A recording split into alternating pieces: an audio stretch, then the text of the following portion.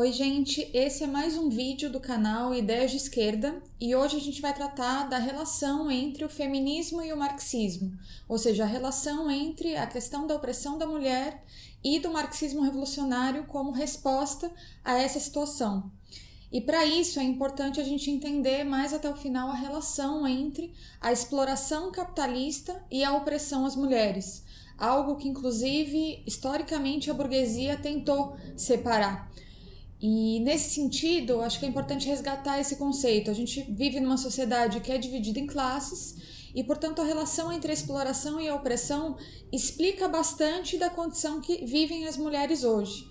A exploração é um conceito que responde à relação entre as classes sociais no sentido da apropriação do trabalho excedente das massas trabalhadoras, que é a mais-valia, para subjugar uma outra classe.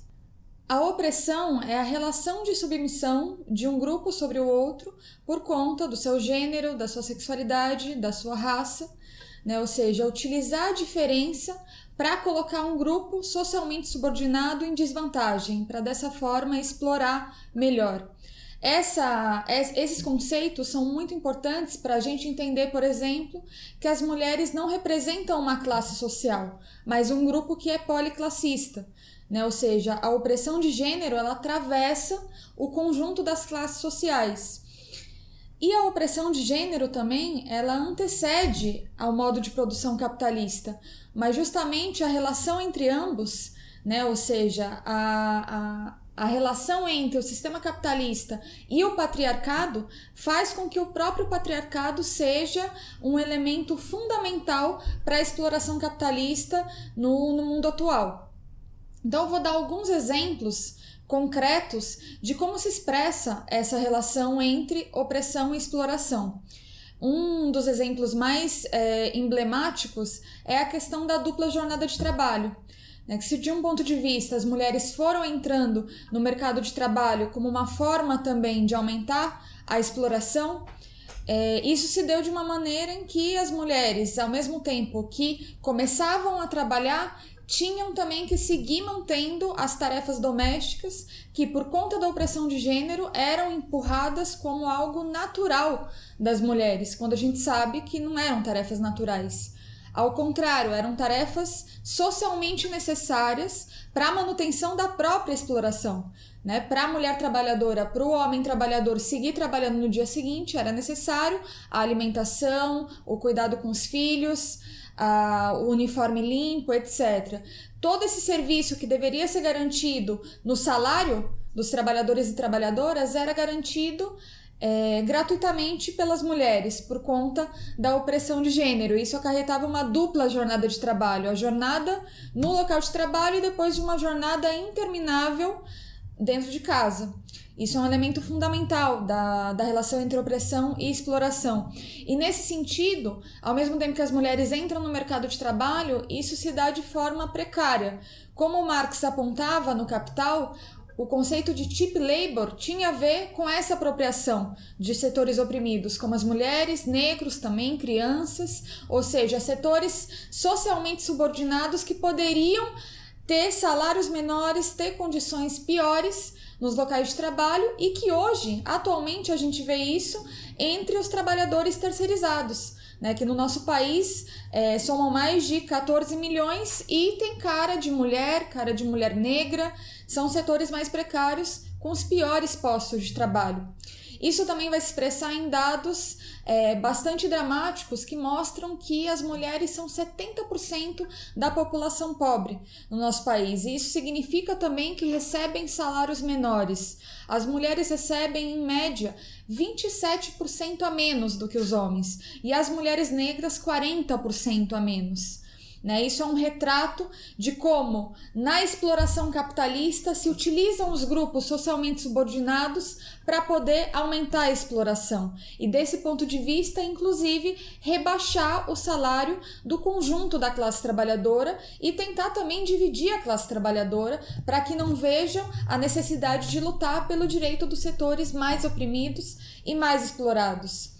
Esses exemplos são alguns dos exemplos que mostram no cotidiano como a gente pode ver essa relação e que vão se potencializando com vários outros direitos e outras situações que as mulheres vivem atualmente, como o fato da gente não ter o nosso direito ao aborto legal, seguro e gratuito, o fato de muitas mulheres continuarem sendo assassinadas todos os dias por conta da ideologia machista, misógina, que assassina mulheres e que muitas vezes o Estado é conivente e responsável. E é uma situação de opressão cotidiana que a gente vê. A questão é, essa situação de opressão se potencializa numa sociedade capitalista e o capitalismo utiliza cada vez mais da opressão de gênero para melhor explorar.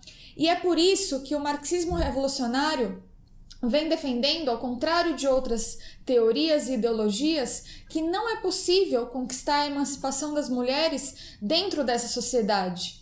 Ou seja, nenhuma mulher pode ser livre numa sociedade que é baseada na desigualdade, que é baseada na exploração de uma classe sobre a outra. Então, é justamente por isso que a gente defende o marxismo revolucionário como a única teoria que pode ser uma ferramenta para a libertação da luta das mulheres. Se as mulheres não compõem uma classe social, mas sim um grupo policlassista, é importante a gente entender qual é a classe que tem o potencial de ser uma classe revolucionária para transformar a sociedade pela raiz. Desse ponto de vista, é a classe trabalhadora. E são as mulheres trabalhadoras, portanto, as que vão estar na linha de frente desse processo, porque também, como colocava o revolucionário russo Leon Trotsky, são os que mais sofrem com o velho, que lutam mais fortemente pelo novo. E é nessa perspectiva que a gente defende uma estratégia revolucionária e anticapitalista para a luta das mulheres.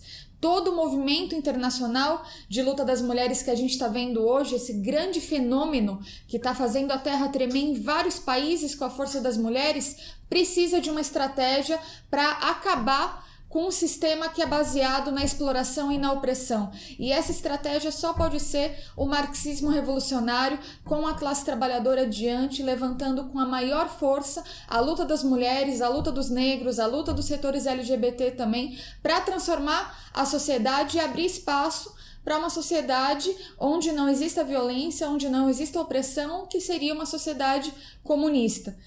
Hoje existem muitos debates entre vários tipos de feminismo sobre qual seria a estratégia e também levando em consideração todo o processo do neoliberalismo nas últimas décadas e o que a gente está vivendo atualmente, e são temas que a gente teria que seguir debatendo nos próximos vídeos também para defender a vigência há 100 anos da Revolução Russa, da estratégia revolucionária para a luta das mulheres. E é por isso que a cada conquista, a cada movimento, a cada luta que a gente leva adiante nesse movimento de luta das mulheres internacional, a gente precisa transformar isso em ponto de apoio para levar até o final uma estratégia que seja revolucionária, anticapitalista e socialista na luta das mulheres.